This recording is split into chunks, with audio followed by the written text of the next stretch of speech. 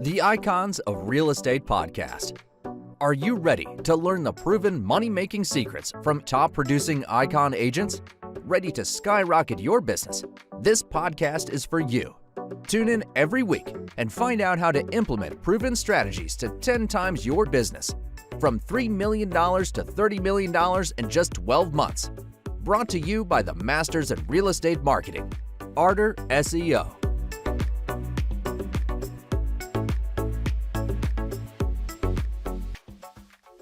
Welcome to the Icons of Real Estate.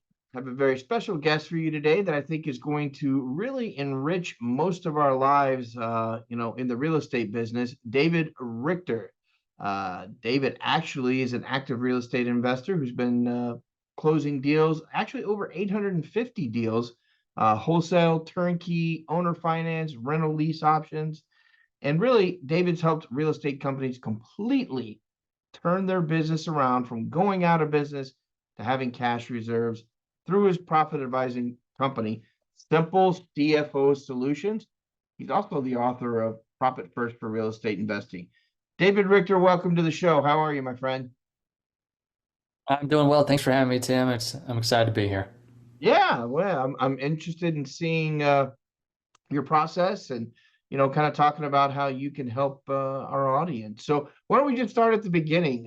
You have a background in being a real estate investor yourself. How did you get started? Rich Dad, Poor Dad, like Yeah, most real estate investors. I got that book in college and it was off perfect, to the races. right? So, yeah, so read that book and then actually bought a house almost immediately and started renovating it, rented it out, lived in it for a little, then lease optioned it after we moved out and tenant cashed me out. I'm like, this is awesome. So, got started in real estate that way and then started working with a company that we grew from about 5 deals a month to about 25 deals a month. And it's kind of how I cut my teeth in the real estate world and learning about the whole operation and system of the single family, world side. So that's kind of how I got into the real estate world. And I'm assuming, once you got into the real estate world, necessity is the mother of invention, right? I'm Yes. assuming, did you see a niche, for one, a book, and explaining, how to be profitable, and then obviously the platform that you created, how did that come into this? Yeah, so after being in that business for 5 years and going to a lot of different events and masterminds, things like that, it was just very prevalent that a lot of people were making money but felt poor at the same time. So, that's where I saw that over and over again. Even saw it in our business too. Like we were doing 25 deals a month, which sounds awesome, but if you're spending like 26, then it doesn't really matter how many deals you're doing. If you're making 1 million but spending 1.1. So that's where I got to see that firsthand. So that was one big thing. And then the other thing was after seeing this in other businesses, like I moved across the country, started working with another investor and said, show me your numbers. Like there's what the numbers tell the story. You could tell me anything, but I want to know what the actual story is of the business, and diving in. And then it was a mess too. So I'm like, this is probably an epidemic, that most people just don't have the Right. financial side buttoned up. So that's what even tipped me off to it. Then after just giving him some practical tips and helping and showing that and cleaning it up and helping him know what he made, spent, and kept on a monthly basis, he was like, this has been life changing. I'm like, there we go. I've got to make sure that it's not just him we're helping. So that was where the foundation of Simple CFO started. Read the book Profit First at that time, which is, general to business. And that's where I started investing or putting it into the real estate investing businesses, that cash flow system, seeing it work. And that's where I reached out to the original author, Mike Michalowicz, and got the book deal for Profit First for Real Estate Investing after I'd been implementing it for about a year with real estate investors. Nice, nice. Yeah. So let's talk about your process a little bit. Yeah. Let's say I'm an investor, and I'm like, man, I should have made 100,000 last month, and Yeah. it's a real crap shoot for me lately. I don't like any way. And you know what? And I can't friggin' figure it out. What's my first step? Oh, your first step, there's a couple different angles to take it from. The way that we take it is let's implement the cash system first. So that way you know what you're making, spending, and keeping. Because from the entrepreneur's point of view, there's two ways to really take it. One is you clean up your books and you get your bookkeeper up to date, but a lot of entrepreneurs would rather shoot themselves in the foot than, For do sure. the QuickBooks stuff or manage a bookkeeper or a CPA. But that's why the profit first system resonated with me because honestly, too, I don't have a financial background. Like, I'm not a CPA, I'm not an accountant. I know I look like one, but I am not. I just like the numbers and I'm a real estate investor. So that's where I wanted a system that'd be easy for me as well, too. So one of the biggest things we see is a lot of investors run their business with one big bank account. If the bank account's full, they're happy and they can spend money. If it's not very full, they're not very happy and they're very uptight with their money. So Right. that's where even if they're supposed to make a lot of money, they don't know how much am I truly making? What am I spending in the business? Do I get to keep any of it? So what we do is set up the actual cash flow system, which is a lot like Dave Ramsey's envelope method. If you've heard about that for the personal finances or where you use separate envelopes and you give every Right. dollar a name. And Right. that's what we do, but with bank accounts. So you set up little bank accounts and designate the money for different things, such as profit or the owner's pay and compensation or the taxes at the end of the year or for OPEX for spending or income, where it's coming in. So we help people set up that system because they're going to manage the money anyway. Even if they don't have a back end system of bookkeeping and finances and accounting or anything like that, they're still going to manage the money that's coming in and out. So that's what we want to do is we want to get them that system first to be like, okay, you as the owner are going to know this is how much is coming in. These are the different buckets that we have set up. This is how much is going out. Yes, we can sustain this and I can keep some of it, or shoot, I'm upside down. What has to change here, or what do we need to do? More revenue or less spending, being able to look at that honestly from the entrepreneur's vision or their point of view, the real estate investor. So that's what we really look at first. Then from there, it's like, okay, let's clean up the back end. So, even down to the penny, let's clean up the bookkeeping systems and Right. the financial systems and processes. So that way you know exactly what's going in and out. And it's not just from the bank account view, but then also from the profit and loss and balance sheet and the typical stuff that the financial people talk about. So that's how we go about it and look at it and say, do you have the right team in place? Can you manage them? Like as a part-time CFO company, we come in as a financial leader. So it comes in to say, do you have the right bookkeeper? Do you need one? Do you have the right CPA? Do you need a CPA? So that's where someone taking that hat off the entrepreneur, because that's usually a hat that the entrepreneur wants to burn, is the financial portion of the business. And like, I came here to make money and do deals, not to count the things like Ebenezer Scrooge. So Right. that's where they want to get that hat off their plate off their head as soon as possible. So that's where we come in and help with a lot of that. And setting up that system is one of the first things. So that way it puts the power back into their hands. Yeah, for sure. And obviously the ultimate goal is cash, right? I mean, Yeah, profitability, exactly. sustaining that profitability, right? Sustaining it and actually having a cash profit, not some made up number that some CPA says at the end of the year, here's what you made. And it's like, Yeah. where is that? Like, I don't even Right. have a tenth of what you're telling me that I made, Right. Yeah, exactly. Did I spend all that myself? That's what I always, right? where did I Right. spend that? I'm looking over my shoulder at my wife, I'm like, did you spend it? No, I don't care.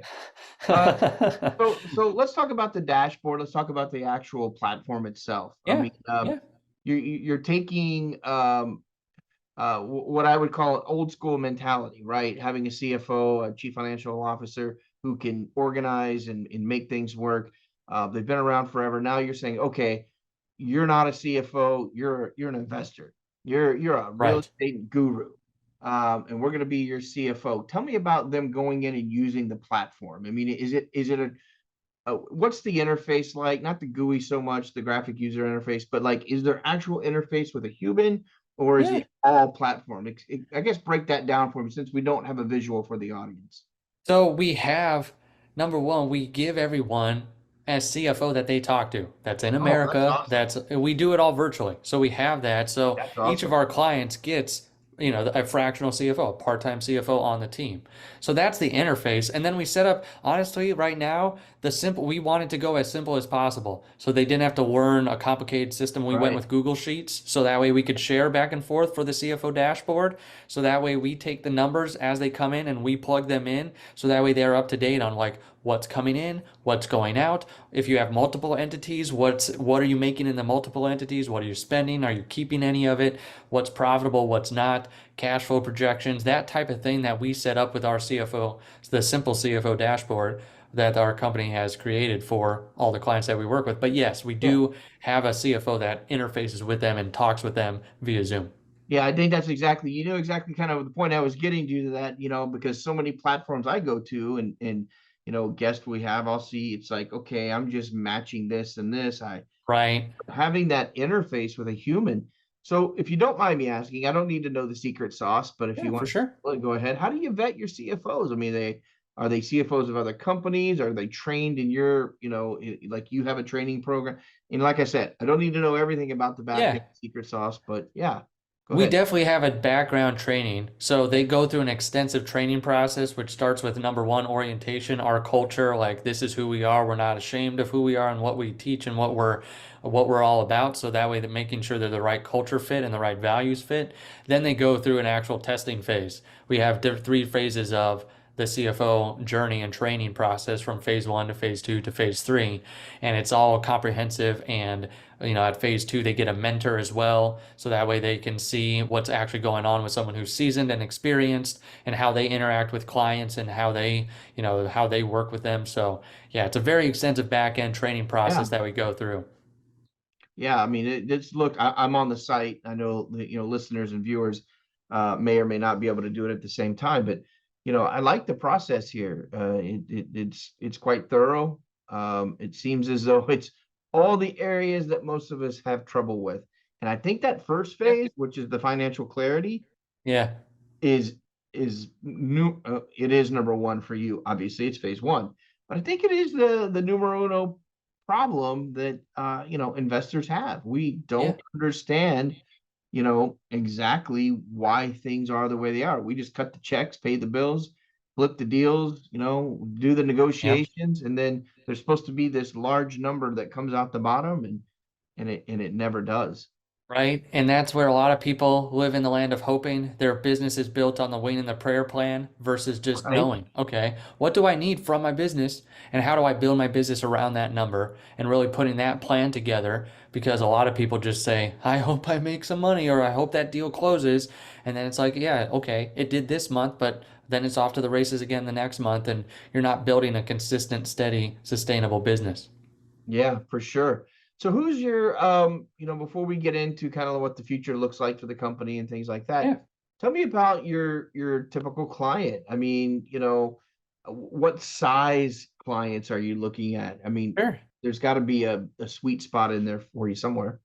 There's two different clients that we work with. One is if they just need bookkeeping, they have to be under like $250,000 in revenue. We only take for bookkeeping specifically clients where they only need bookkeeping is 250,000 in gross profit or down. But then Okay. for CFO clients, it's usually 250,000 and up. And above. So that's where if you want more of that high level leader on the team, then you have to be making around 200 to 250,000 in gross profit Gross to profit. be then, considered to work with one of the CFOs on the team. So that's really where it starts for us. Then we have one client that's at the $20 million mark, but our sweet spot is really that 500,000 to about 2 to 3 million. Got it. Got it. Yeah, that makes it all worth the while there, I can imagine. That's when Yeah. those little like you said, counting the pieces of eight, Scrooge counting the coins, that starts really adding up, right? It adds up and then no one's doing it and then it's like where did it all go? Yeah, So, you're expecting your partner or your spouse or whoever's your partner in crime to be doing that. I thought that was your job. right? Yeah. I've said that quite often, actually. So let's talk about challenges. So, as an entrepreneur, as you have set this platform up, and it looks, I have to say it over again for those who can't see right now or aren't seeing it. Um, it looks like a fantastic model. What are your challenges though in getting this out to the public and getting this in the hands of the right people? How are you finding them? And then what are your best avenues? My best avenues right up until this point has been traveling and speaking. So Okay. I've been out speaking, traveling, being on webinars, podcasts, that type of thing. Especially when the book first came out last year in December, that's when a lot of it started to escalate from there. But I've always just wanted. I really believe in this message what it really stands for. Honestly, the whole profit first message is what we've heard from a lot of different places, like putting first things first. And like Right. in the business, no one knows what to do with the money. Like how do Right. I prioritize the dollars, and where to put them? So that's what really resonated with me because a lot of people make a lot of the money but don't know where should I be keeping it. So that's where I was able to go out and explain just very simply. You need to know these three simple things. What are you making, Yeah. spending, keeping? So traveling, speaking, podcast, webinars, that type of thing. Then we also, the book has been a good, source of leads to come in and for us to work with. So those have been the main sources up until this point. And then, like as far as challenges go in the business, one of the big things is, are they ready? Are they ready to Yeah. face the truth? Because the numbers will not lie. Like we want to give them a totally different experience than they've ever had with a financial person before. Like we're not going to judge you. We're not going to talk over you or down to you. Like Right. we're going to talk with you and say, okay, it is what it is, whether it's a beautiful story or if it's a horror story, like Right. this is where it is. And now we can make decisions from there. But it's making sure people are ready. Like, hey, we might uncover some stuff here, like in not even fraud. It's just like, you're not making the money you thought you were making, or you're making a lot of it, but then you're just spending all of it as well too, or Yeah. more than what's coming in. So that's another challenge, is just helping people realize like, okay, no matter how bad it is, we can usually turn it around once we know exactly what those numbers are. We've had people come in, they were like multiple hundreds of thousands of dollars upside down, and then still being able to see, okay, this is not going to be sustainable. How do we turn this ship around? And they're still clients, 3 years later, because just knowing those numbers, even though as hard as it was, it gave them the path to be able to say, okay, this is how we turn it around. Right. I would think in this current environment that we're in, no matter what anybody thinks of it, there's opportunity everywhere. So I'll stick with Yeah. that. But I would also think in this current environment, the need for your services is even more paramount. With Right. Go ahead. I mean, it Yeah. sounds Yeah, like for you already. sure. Well, that's where the market has covered a lot of sins up to this point, and Yeah. now it's uncovering a lot of sins. Yeah. So now it's like just burying it out there, like, oh, you can't be as, willy-nilly with your expenses Right. now. And that's where, exactly. So as it's starting to correct, and as it's, as real estate is starting to go back to more of a normal market, and like the rates are, picking up because then we need to get the affordability to be Right. for other people, that's where a lot of people are saying, yeah, I should probably tighten up this area of the business and have some guidance around this so I don't completely go out of business.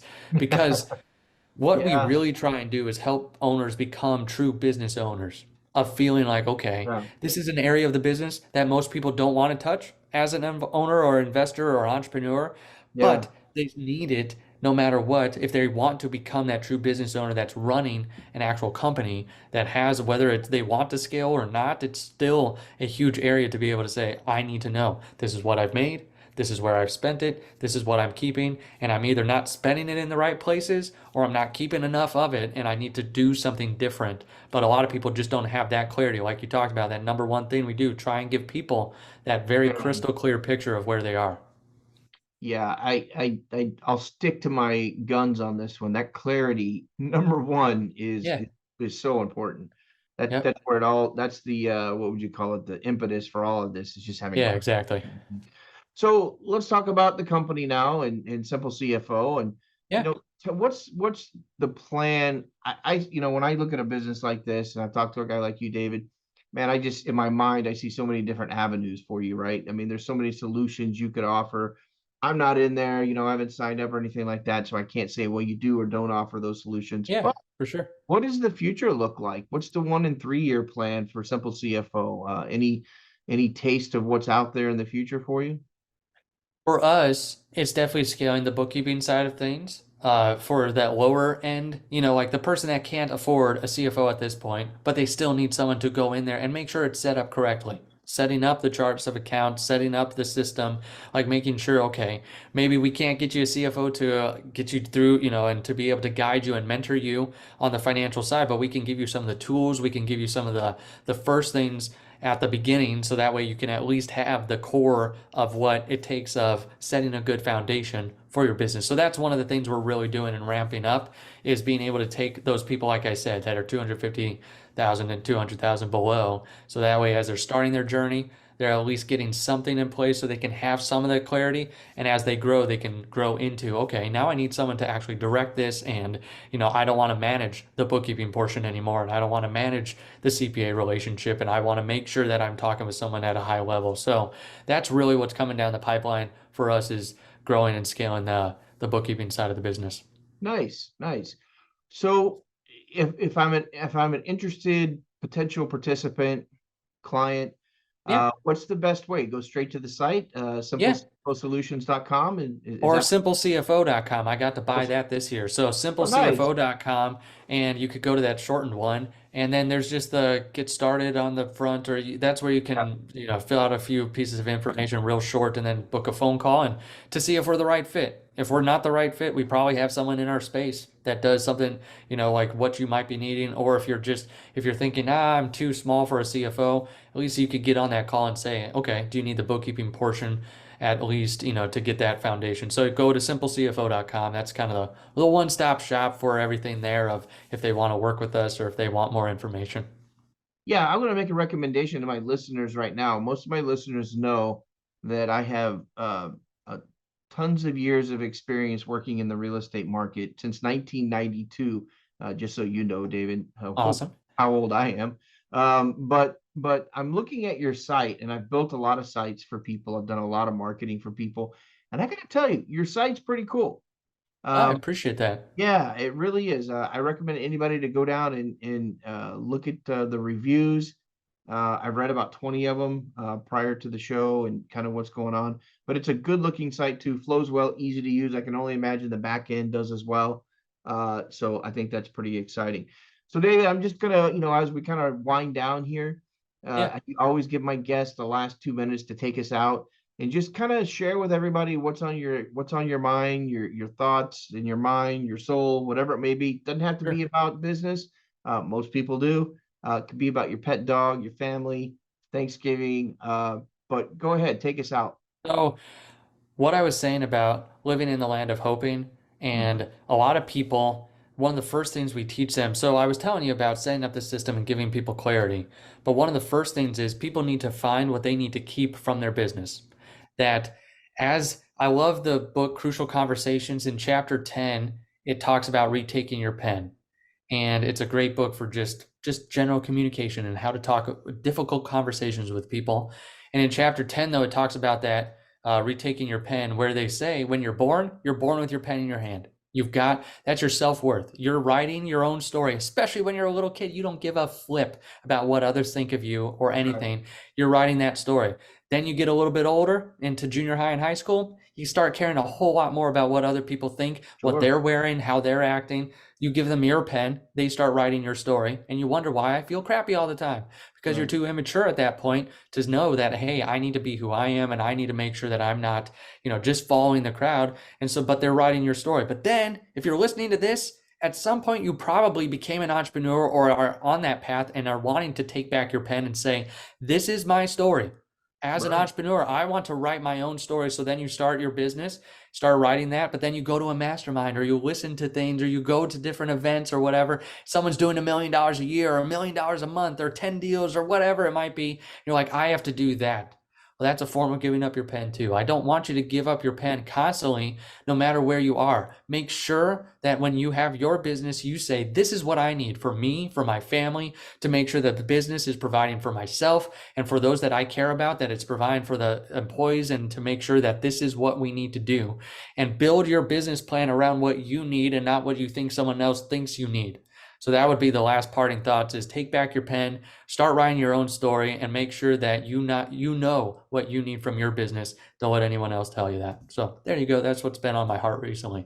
Nice, David. Great sage advice, man. I see why you get in front of a lot of people and do some talking. You've got a grasp on it, and you need to keep sharing that. And also, you've got a podcast. So if you're interested in David's podcast, if you want to tout that a little bit, your profit first Yeah. or So REI. I've got the Profit First REI podcast, which is honestly just to give people hope that other people have gone through this process and they've come out the other side with more money. with more Right. cash, like more the financial freedom that everyone's Amazing. looking for, right? Yeah. It's like seeing the system actually work and different people from just an investor who I've had to beg to get on the podcast because they don't like talking. They're not the typical person that gets on podcasts. And I'm like, Right. please just come on, tell your story. Like people would love to hear this. I've had some people like that where they've done as little as 8 deals and have seen something or as many as 1,000 deals. So it's Yeah. just wherever you are in your real estate journey, just giving you that hope. So that's what that podcast is all about. Good stuff, David. Hey, I look forward to talking to you again, and I mean that sincerely. You bring a lot of good energy to the show, and Thanks. I think what you're doing is good stuff too. David Richter, Simple CFO. Thanks so much for being on the show, David. Thank you for having me.